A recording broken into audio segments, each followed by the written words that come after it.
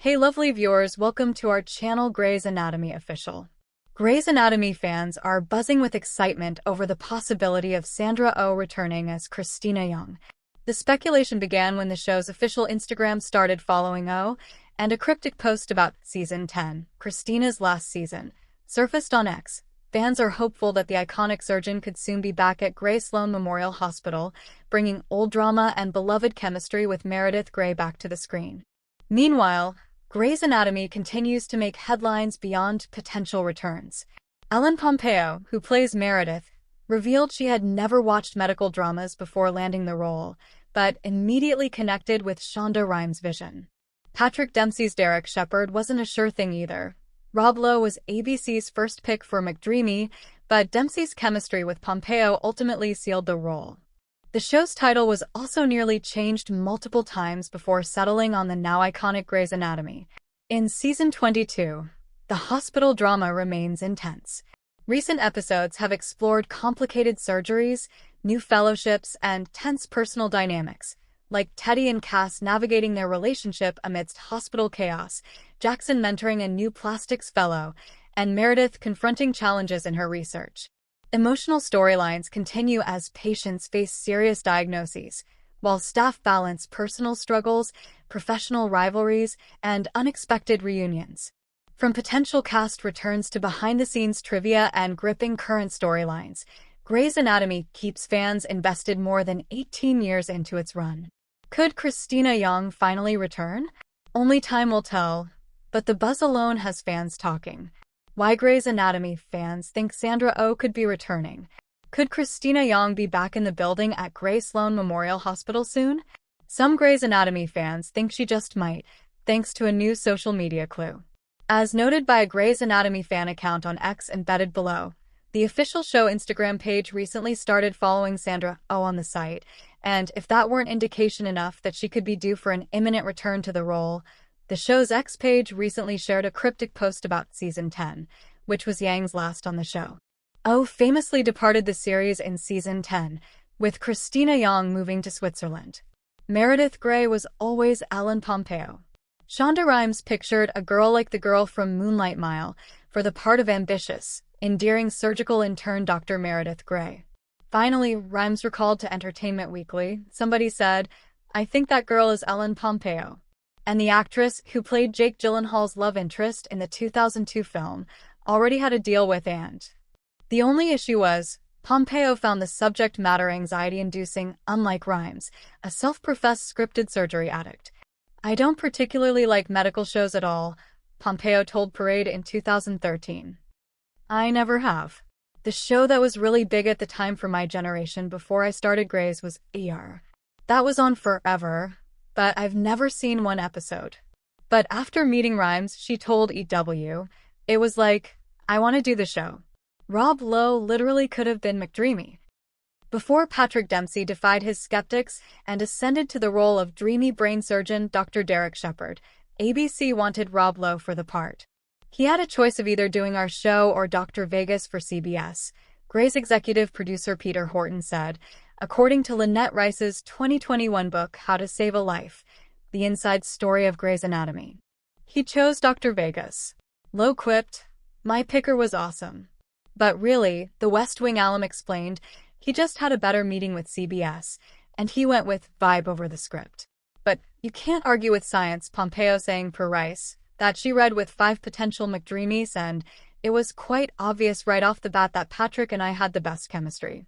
There were complications naming the show. The show was briefly called Complications because then Entertainment president Steve McPherson hated the title Grey's Anatomy, producer Harry Worksman told Rice. Even optioned Dr. Atul Gawande's book Complications, A Surgeon's Notes on an Imperfect Science, JIC. Kate Burton, who played Meredith's Alzheimer's-stricken mother Dr. Ellis Grey, said the working title was Surgeons when her manager brought her the script, while writer Eric Buckman remembered someone pitching the title Misdiagnosis, which Rhimes just outright hated. Chandra Wilson, meanwhile, recalled coming into this untitled Shonda Rhimes project that she assumed was never going to go anywhere. Buckman said he couldn't remember who made the call to go back to Grey's Anatomy. Ask Matt, TV's short runs, nitpicking Nashville, and more. Welcome to the Candid with TV critic, also known to some TV fans as their TV therapist Matt Roush. Will try to address whatever you love, loathe, are confused or frustrated or thrilled by in today's vast TV landscape. One caution: this is a spoiler-free zone, so we won't be addressing upcoming storylines here unless it's already common knowledge. Please send your questions and comments to askmatt@tfinsider.com. Look for Ask Matt columns on most Tuesdays. Now you see them, now you don't. Question: I was surprised to learn that Grey's Anatomy and other Thursday dramas will be signing off for the fall on November 13th. I know it takes a lot of work to make these shows, and I don't want to be that person who complains about scheduling without respecting how much effort it must take to do 18 episodes a year on a broadcast schedule as they do. I also prefer the broadcast model with breaks over a streaming-style binge drop. But returning in mid-October as they did and then signing off on November 13th seems like a really short run before the break. We just got these shows back a few weeks ago, and already they're talking about a hiatus. Doesn't this seem likely to stall the narrative momentum? Jill. Grey's Anatomy Season 22 Episode 4 Recap. Goodbye Horses. Cass and Teddy are rolling around in the sack together, having morning sex before Teddy must start her shift. And Cass wonders about how it'll be in the hospital with Owen there and them arriving together. Owen wheels Link out as he's discharged, and it's awkward when Teddy and Cass arrive together. Bailey is bummed that she has to tell her patient that she has stage 4 cancer. Simone and Owen are treating a kid who hurt himself on a horse he fell off of and realize later that it was a fake horse with a stick, not a real one. Everyone is excited about Jackson being back to perform a big surgery, and he's reuniting with Ben on it, so the return of the Plastics Posse 2.0. The new Plastics fellow is also thrilled and excited about this, as she idealized Jackson and wanted to work for him. However, when he hears she is a plastic fellow, he assigns her to another case. Quan seems to be amused by this, and the two of them still don't seem to get along at all. Mare catches up with Jackson to discuss Korosik publishing her work on the mice, and she brings up that Korosik only studied male mice, which is what she has been trying to avoid, as the results for females and males are vastly different. But Jackson points out that Mare has seemingly abandoned her research in an unused lab somewhere and has been at Grey Sloan all summer, so he's not going to stop or prevent anything. The other boy has collapsed, and he has issues.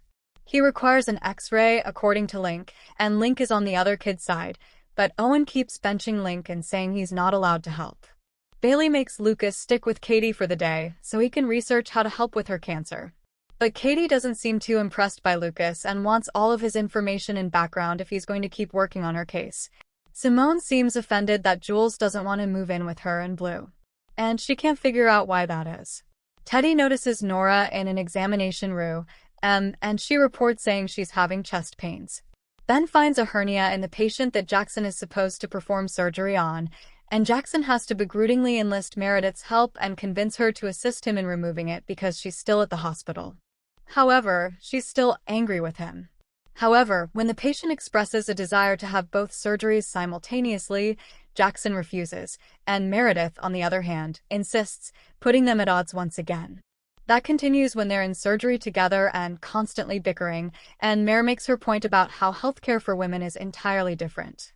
When she leaves, the plastics fellow comes in, still interested in watching Jackson work, but he's dismissive of her. Quan notices and pretends to be sick so she can scrub in and take his place. Cass is roaming the halls and stops in while Teddy is waiting for Nora scans. She tries to be supportive, but Teddy, who is trying to be professional and focused, comes across as rude. While doing his research, Katie comes in to ask Lucas questions about issues she has with her examination. He examines her and he notices she has a blood clot, and they have to whisk her away. The others are making fun of the kid they're operating on for the hobby horse he was playing with that caused his hospital visit in the first place, but Owen snaps at everyone and tells them to respect the patient. After the surgery, Link tries to check in with Owen, but he lashes out at Link, claiming he can't understand what it's like for him to lose his marriage, wife, and best friend. Meanwhile, Teddy also bonds with Nora, tells her about the divorce and how she's struggling. Lucas gets Katie settled in after treating her for the blood clotting, and she confides in him about wanting to fight her cancer, not telling her loved ones, and her desire to try new things. She breaks down crying and hugs him, and he comforts her, The breast reconstruction surgery takes place, and the plastic fellow has great suggestions and impresses Jackson when things get tense in the OR. He welcomes her into the plastics posse. Jackson goes to talk to Mare and apologizes to her.